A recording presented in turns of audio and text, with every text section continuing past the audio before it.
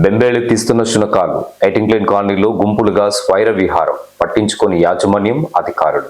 బయటికి రావాలంటే జంకుతున్న జనం.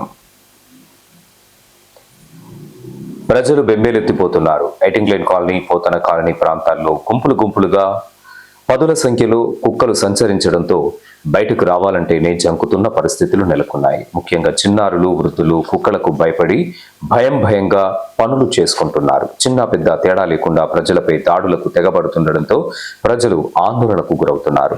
కుక్కల దాడిలో గాయపడ్డ వారు ఆసుపత్రుల్లో నరక యాతన పడుతున్నారు. చిన్నారులపైన శునకాలు ప్రతాపం చూపించడంతో పాఠశాలకు వెళ్లేటప్పుడు, వచ్చేటప్పుడు తల్లిదండ్రులు తీవ్ర ఆందోళన చెందుతున్నారు. రోడ్లపై కుక్కలు గుంపులుగా సంచరించడంతో ఏ క్షణంలో తమపై దాడి చేస్తాయోనని వణికిపోతున్నారు. ఓవైపు కుక్కలు, మరోవైపు కోతులు.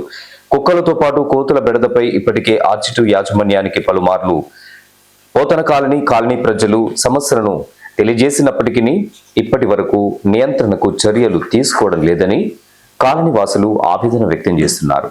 కోతులతో పాటు వీధి కుక్కలు కూడా ప్రజలపై దాడులకు పాల్పడుతున్న పరిస్థితి ఏర్పడిందని స్థానికులు వాపోతున్నారు. ఇప్పటికే 2 వ్యక్తులపై కోతులు దాడి చేయడంతో వారు తీవ్రంగా గాయపడి ఆసుపత్రిలో చికిత్స పొందాల్సి వస్తుందని తెలియజేశారు.